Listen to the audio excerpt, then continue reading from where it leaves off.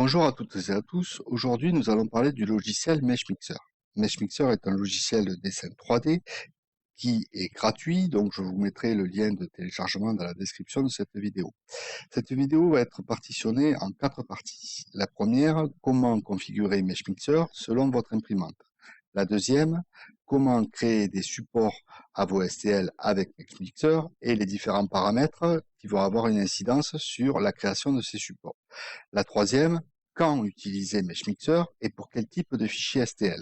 Et la quatrième partie, comment exporter votre STL avec les supports afin que vous puissiez l'imprimer. Dans un premier temps, vous allez donc télécharger le logiciel MeshMixer via le lien dans la description de cette vidéo et l'installer. La première fenêtre que vous allez avoir en lançant le logiciel MeshMixer, c'est celle-ci. Vous allez avoir différentes icônes sur le côté, on y reviendra un peu plus tard, et vous allez avoir au centre de l'écran une fonction import. Donc on va aller chercher le STL sur lequel on souhaite créer des supports.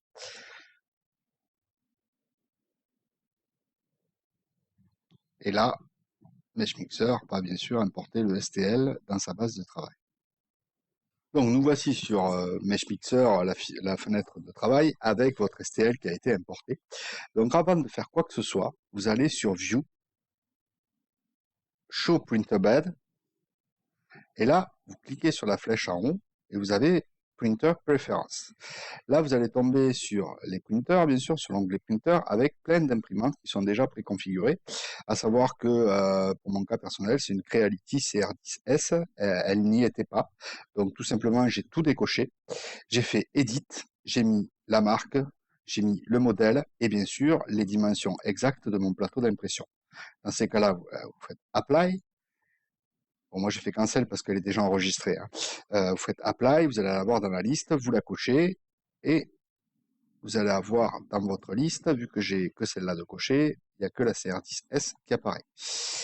Donc, on a notre plateau de Creality CR10. La première chose à faire, c'est de placer votre STL sur le plateau. Je vous explique. MeshMixer va créer des supports, mais en partant du plateau. Si votre STL est en dehors du plateau, MeshMixer ne vous créera pas de support, puisqu'il n'aura pas de base en fait pour créer les supports. Donc, pour déplacer votre STL, vous allez sur Edit, Aligne, et là, vous avez en transparence là où est votre STL actuellement, et là où vous voulez le placer. Vous faites Accept, et voilà. Et votre STL est au milieu du plateau. Comme vous le remarquez, la pièce est très petite. Alors, vous pouvez l'imprimer à cette dimension-là, et MeshMixer vous créera des supports à cette échelle-là. Par contre, si vous souhaitez agrandir votre STL pour l'impression, ce que l'on va faire là, puisque c'est une figurine, donc une figurine, on va l'imprimer en 15 cm de haut. Donc vous allez sur Transform, là vous avez size X, Y, Z, donc là je suis à 1,1 cm, donc vous voyez c'est très petit, puisqu'on est en millimètres, et on va mettre du 15 cm. Vous faites Accept, et là comme vous le remarquez, la pièce elle a tellement grandi qu'elle a traversé le plateau. Donc vous recommencez l'étape, Aligne, donc toujours en transparence là où elle est actuellement, et en plein là où elle va être positionnée. Donc vous acceptez cette configuration et vous avez votre, votre STL qui est placé sur la surface du plateau.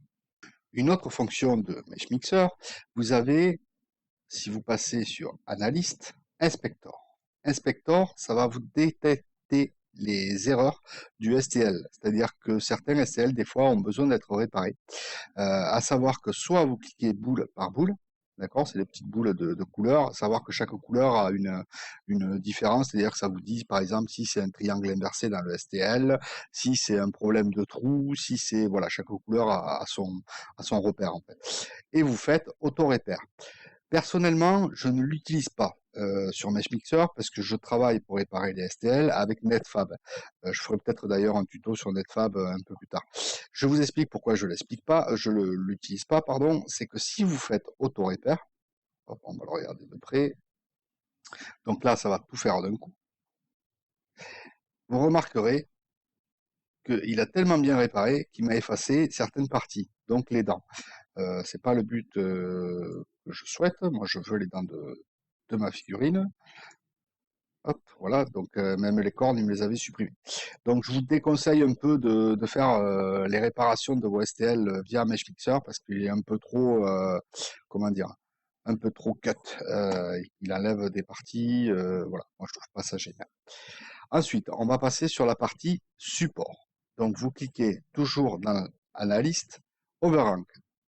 Overhang, donc là ça calcule. Donc là, par contre, maintenant qu'on sait que la pièce est sur le plateau, on va enlever la vue du plateau. Je vais vous expliquer pourquoi. Parce que si vous vous mettez sur une vue d'en bas, vous voyez le plateau, mais vous voyez plus la pièce. Et vu que on veut voir, par exemple, les dessous, les parties rouges là que vous voyez, on voudrait les voir même quand on est comme ça. C'est plus facile de travailler comme ça, très sincèrement. Donc vous enlevez Show Printer Bed. Et là, si vous voilà, voilà. Donc là, on voit vraiment toute la pièce, quel que soit l'angle de vision. Donc maintenant, on va passer aux différents paramètres de support. Donc je vous rappelle, analyste, overhang, ok, ça calcule. Et là, vous allez avoir différentes couleurs qui vont apparaître sur votre STL et on va passer aux paramètres des supports. Donc le tout premier que vous allez avoir dans Overhang Preset, donc ça vous laissez comme ça, custom, c'est très bien. Angle Thresh, en fait, angle Thresh, c'est la zone sur lesquelles vont reporter les supports. Donc vous voyez, plus je vais augmenter, plus la couleur rouge va se diffuser. C'est tout simplement, c'est l'angle en fait sur lequel vous souhaitez avoir des supports. En général, je suis autour de 65, à savoir que plus vous allez augmenter, plus la surface de contact sera importante. Contact All, très sincèrement, laissez-le comme ça, laissez-le à 0, puisque si vous voulez, le Contact All, c'est la tolérance, en fait, vos supports vont partir de la base, d'accord, et vont monter sur votre modèle. C'est la tolérance à laquelle vous acceptez qu'un support soit construit en distance du plateau. C'est-à-dire que si vous mettez par exemple 25, vous acceptez que le support soit imprimé à 2,5. Or, il n'y a pas d'intérêt. Le support ne tiendra pas. L'intérêt, c'est que il soit collé à la base. Donc le mieux, c'est de laisser à 0. Y offset, ça permet, je vais vous montrer, plus vous allez augmenter, plus votre pièce va être décollée du plateau. Ce qui va faire que par exemple, si vous mettez, je sais pas, 7, ou même 18, vous allez avoir votre pièce qui va être décollée du plateau de 18, de 0,18 cm par exemple, et donc vous aurez des supports sous le pied. Il n'y a pas d'intérêt, il vaut mieux que le pied repose directement sur le plateau. Donc c'est pareil, je vous conseille très fortement de ne pas utiliser ces deux paramètres-là, de laisser à 0. Ensuite, nous allons voir le support générateur. Support générateur, donc déployé avec la petite flèche sur le côté. Pour cela, on va générer des supports. Donc vous faites Generate Support pour vous montrer clairement l'impact que ça peut avoir et vous expliquer clairement. À savoir que selon le PC que vous allez avoir, la taille du STL, les paramètres que vous allez inscrire sur vos supports, le calcul sera plus ou moins lourd, mais vous inquiétez pas, hein, Mixer travaille. Il faut être un peu patient.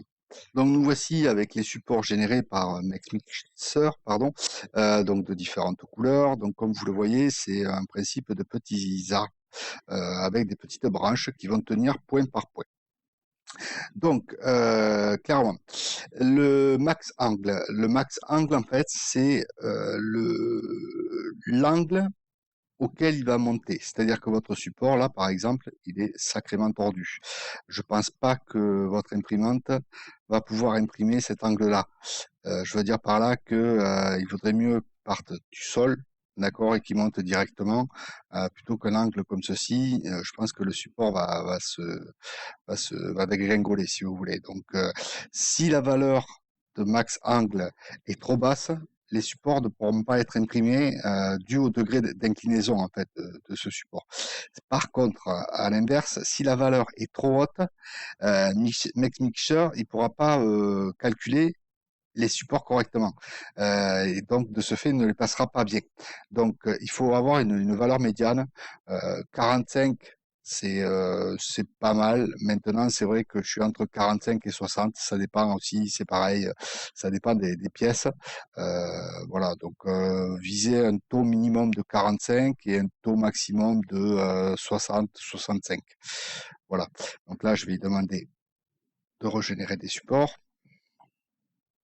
Là, nous avons donc les nouveaux supports. J'ai changé le max angle en 61. Donc, si vous remarquez bien, l'angle de construction d'inclinaison en fait du support est moins important que tout à l'heure. Donc, de ce fait, sera plus mieux imprimé et s'imprimera pas dans le vide. Voilà. Donc, ensuite, densité. Densité, en fait, ça définit. Alors, je vais vous montrer concrètement. Ça définit. Là, vous voyez, il y a 2 points d'impact sur le STL. Ça définit l'espacement qu'il y a entre ces 2 points-là. Donc, à savoir que si plus vous allez monter cette valeur, moins il y aura d'espace entre les 2 points. Mais cela veut dire aussi un support plus difficile à décrocher. Voilà, donc faut le savoir. Ça, là, moi, je suis à 75. Je trouve que c'est une bonne valeur. Ça permet une qualité assez bien, puisque plus, encore une fois, plus vous allez avoir de points de support, plus la qualité sera belle, mais ça sera plus difficile à, à enlever. Donc 75, c'est une valeur moyenne, on va dire. Layer height, c'est tout simplement à la couche, la hauteur de couche à laquelle vous imprimez. Donc si vous imprimez en 0,20, eh bien, vous mettez 0,20. Si c'est 0,1, vous mettez 0,1, ainsi de suite. Post-diamètre. Post-diamètre, en fait, c'est le diamètre des tiges. D'accord? Vous voyez, c'est des ronds, c'est des tubes. Plus, alors on va appeler ça une petite branchette. Si vous voulez, plus vous allez monter votre post-diamètre, plus vous allez avoir un gros diamètre. Faites attention parce que vous êtes vite arrivé sur un tube. Hein. Donc faites attention à ça. Il n'y a pas d'intérêt, ça va vous cramer du plastique et ça sera aussi solide qu'une branche, quoi. Et inversement, si vous êtes trop petit, ça risque d'être une branchette qui risque de casser. Donc, trouvez des bonnes valeurs. Là, par exemple, c'est bon par rapport à ce STL-là. La valeur de 3 mm est assez sympa. Type diamètre. Type diamètre, c'est le diamètre du point d'impact. Tout à l'heure, je vous ai parlé de la distance entre ces 2 points. Là, c'est le diamètre du point d'impact. L'idéal, si vous imprimez avec une buse de 0,4, vous mettez 0,4. Si vous imprimez avec une buse 0,6, vous mettez 0,6. Si c'est 0,30, eh bien, vous mettez 0,3, et ainsi de suite. Base diamètre, si vous voulez le mesh mixer à la base des branches, fait des ronds. Donc selon, donc pour accrocher au plateau. Donc en fait, c'est cette valeur-là. Il faut que vous soyez entre 6 et 10. Voilà, 10 pour un grand STL en termes de hauteur, voilà, puisque le support va être plus haut, voilà. Et si c'est un petit STL, très sincèrement, 6, ça suffit. Il n'y a pas besoin d'avoir des bases immenses non plus. Surtout que ces bases-là, j'ai été agréablement surpris de l'accroche qu'elles pouvaient avoir. OK, Advanced Support. Alors, Alouette to Top Connection. À cocher ou à décocher. Si vous cochez, cela veut dire que Mesh Mixer aura le droit de créer un support qui partira de la pièce vers le point d'impact. Si vous décochez, tous les supports construits par Mesh Mixer partiront du bed, d'accord, avec un principe de connexion entre eux, hein, mais partiront de la base, tout simplement. Voilà. Donc après ça c'est un choix. Optimisation, vous laissez à 100. Ça aussi c'est pareil, vous laissez à 0,3, 2, 4, ça c'est les hauteurs en fait, hein, mais vous laissez comme ça, vous ne vous préoccupez pas de ça. Les supports qui ont été générés par Mesh Mixer. Et puis vous vous dites, ben, par exemple, moi, ce support-là, j'en vois pas l'intérêt. Celui-ci là, le vert. Vous, dans ces cas-là, vous faites CTRL sur votre clavier, un clic gauche sur le support en question de votre souris, le clic gauche, vous cliquez et ça va l'effacer automatiquement. D'accord? À l'inverse, vous pouvez aussi en créer. C'est-à-dire que vous allez sur la zone que vous souhaitez être soutenu, vous laissez appuyer sur le clic gauche et vous descendez jusqu'à la base. Et là, vous avez un support qui a été créé. Vous pouvez aussi, bien sûr, faire des ramifications. On n'est pas obligé chaque fois de repartir à la base. Euh, donc, le principe d'arbre. Hein. Voilà, par exemple. Donc là, on a des supports qui ont été créés euh, manuellement afin de pouvoir mieux soutenir si jamais vous pensez que MeshMixer n'a pas mis de support là où vous le souhaitez. Une fois que vous avez tous vos supports, votre pièce, pour vous, elle est soutenue, vous allez faire Convert to Solid, là, en dessous de Generate. Là, vous allez avoir une fenêtre qui s'ouvre et vous allez faire Replace Existing. En fait, vous allez demander à MeshMixer de remplacer ce fichier que vous avez importé, donc juste la figurine, par la figurine plus les supports. Et ça sera qu'un seul élément. Donc, par contre, là, c'est un peu lourd au niveau traitement. Donc, je vais le cliquer. Je vous retrouve après dès que c'est fait. Voilà, donc MeshMixer a effectué le travail. Donc, vous avez remarqué que tout simplement, les supports ont changé de couleur. Donc, maintenant, ils sont solidifiés. Donc là, maintenant, vous allez aller sur Export, là, à cet endroit, entre Shader et Print. Vous cliquez sur Export. Alors, il va vous exporter le fichier en .obj et non plus .stl. Ne vous inquiétez pas par rapport à ça, tous les slicers ouvrent les fichiers STL et ouvrent aussi les fichiers OBJ. Donc vous faites enregistrer. Alors je vais le mettre là. Ok. Vous faites continue. Nous avons donc à présent le G-code produit par Simplify 3D, donc prêt à être imprimé. Je tenais aussi à aborder le sujet pourquoi utiliser MeshMixer. MeshMixer, comme vous le voyez, c'est des arbres en termes de support. Donc regardez le plastique qui est utilisé, d'accord? Donc le plastique qui est fondu, le temps d'impression que ça peut représenter. J'ai fait la même chose avec des supports Simplify 3D, qu'on voit bien la différence. Voilà ce que ça donne. Donc vous voyez que le plastique est beaucoup plus, il y en a beaucoup plus. Et bien sûr, vu qu'il y en a beaucoup plus, il y a aussi beaucoup plus de temps d'impression. Donc MeshMixer était vraiment un super outil pour faire des supports de figurines. Donc tout ce qui va être artistique, entre guillemets, les STL artistiques, ça va vous permettre non seulement de gagner du temps d'impression, mais aussi de gagner du plastique. Maintenant, un MeshMixer a ses limites. Il est vrai que si vous avez, par exemple, une forme plus mécanique, entre guillemets, c'est-à-dire tout ce qui va être carré, rectangle, là, par contre, on va se confronter à un souci, c'est que MeshMixer, lui, fait des supports avec des points d'impact, alors que ceux de Simplify 3D, eux, sont carrément, hop, on va descendre, sont des plateformes. Donc c'est vrai que si vous avez un rectangle là-dessus, ça sera mieux stabilisé que par des points tout simplement produits par MeshMixer. Donc selon les STL que vous voulez imprimer, il faudra faire un choix entre les supports S3D et les supports MeshMixer.